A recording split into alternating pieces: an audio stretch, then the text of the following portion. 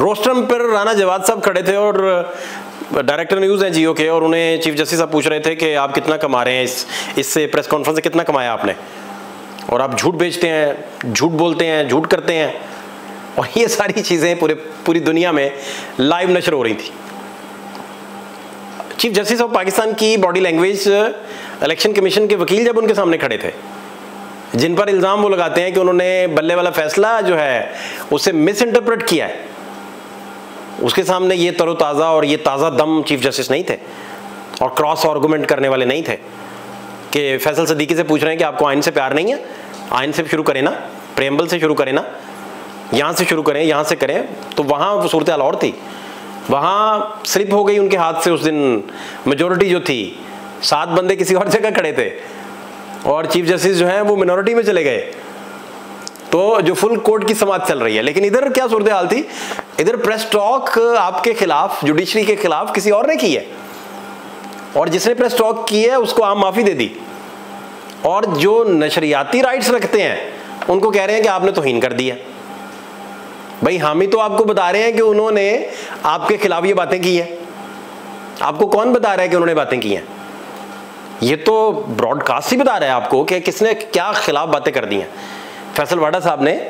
किसके खिलाफ क्या बात की। ये बात असल में अतर मनीला साहब की प्रॉक्सी से शुरू हुई थी, उन्होंने फैसल वाडा साहब को प्रॉक्सी कह दिया, वहां से फिर बात शुरू होती गई, उन्होंने फिर प्रेस टॉक्स की, बड़ी बड़ी सख्त प्रेस टॉक्स की। मीडिया को जब भी कोई सेनेटर बुलाएगा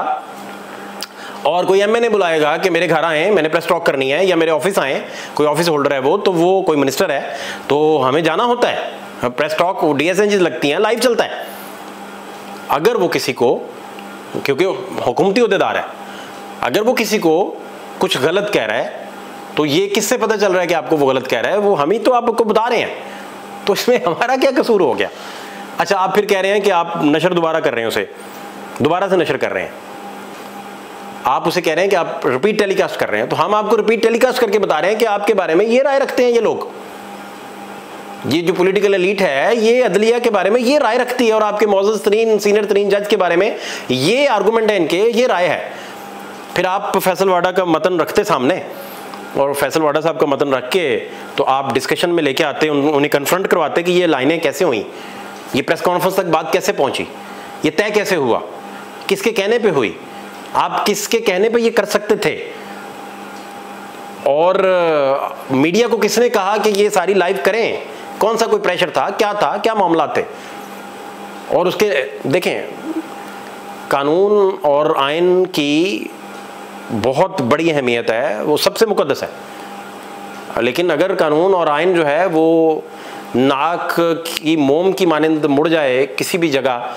आपने प्रेशर देना है तो एक वज़ीर-ए-आज़म को घर भेज दें, अदलिया ही भेज दें, यूसुफ रज़ा गिलानी को घर से निकाल दें प्राइम मिनिस्टर के तौर पर, आप जुडिशल मर्डर कर दें जुल्फ़िकार अली भुट्टो का, 5-0 से नवाज शरीफ को घर भेज दें, और बाद में पता चले कि जितने वो जजेस थे उनके पीछे क्या लॉबी थी, क्या मामला था, क्या हालात थे उस वक़्त के। इमरान खान के जो ट्रायल हो रहे हैं उन पे जो लोअर कोर्ट्स के रवैये हैं वो आप देखें,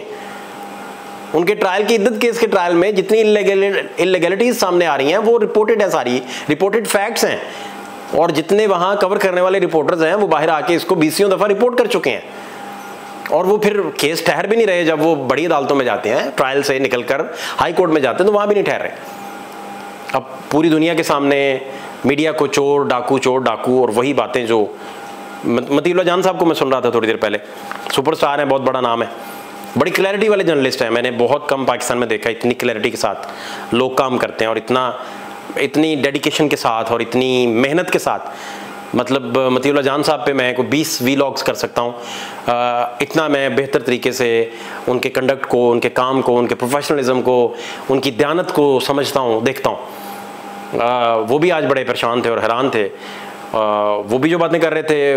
वो भी बड़ी मायूस कुन थी। वो तो बल्कि ये कह रहे थे कि मीडिया वॉल, जो फायर वॉल लग रही है बेसिकली, वो fire wall basically supreme court भी लगा रहा है।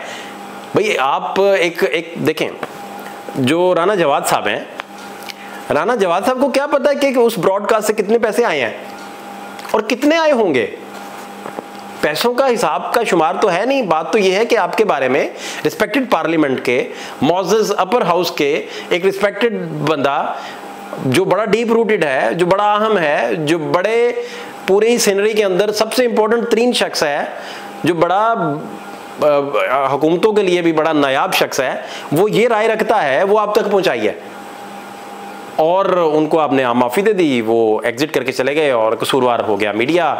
और मीडिया को पहले भी मतीउल्लाह जान इसी को रिपोर्ट कर रहे थे कि पहले भी उन्होंने कहा था कि ये मीडिया को लेकर जब चले थे तो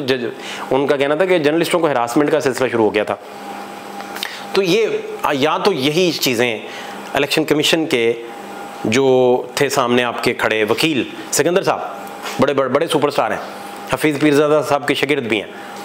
या तो उनके सामने ये बात आप करते और उनसे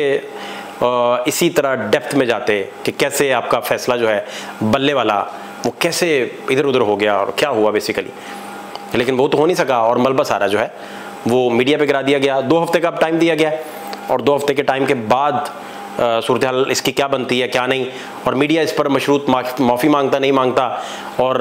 अपने वकील जो फैसल सदीकी साहब ने बहुत पुअर तरीके से कंडक्ट किया, वो किसी जगह कोई बंद बांधने के काबिल नहीं थे, वो नाकाई साहब को रोक पा रहे थे, वो मुसलसल जो बेइज्जती हो रही थी मीडिया की वो होती जा रही थी और वो वकील भी उसमें सरेंडर करके बैठे हुए थे। हालांकि फुल कोर्ट में बड़े अपराइट और बड़े उभर के सामने आए थे फैसल सदीकी साहब और बड़े अच्छे से उन्होंने फुल कोर्ट को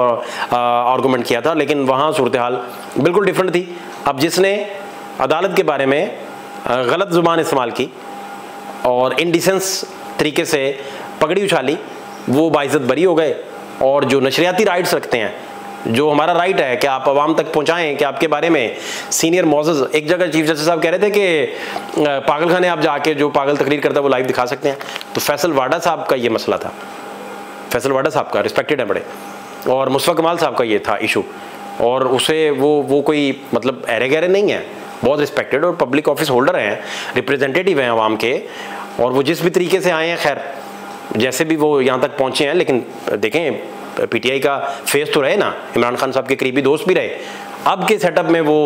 अगर वो गैर सियासी तौर पर अब भी आए हैं, लेकिन वो उस पर भी फ़ख्र करते हैं, उनका राइट है, वो जिसका भी साथ दें, बड़े अच्छे दोस्त हैं हमारे, रिस्पेक्टेड हैं। लेकिन बात ये नहीं है, बात ये है कि उनको आपने जाने दिया और सारा मलबा मीडिया पर लाकर गिरा दिया। इसकी वजूहात क्या हैं, कॉन्सिक्वेंसेस क्या होंगे, आने वाले दिनों में मज़ीद आपको अपडेट करेंगे। फ़ात शहबाज खान को इजाज़त दीजिए, अल्लाह ने के बाद।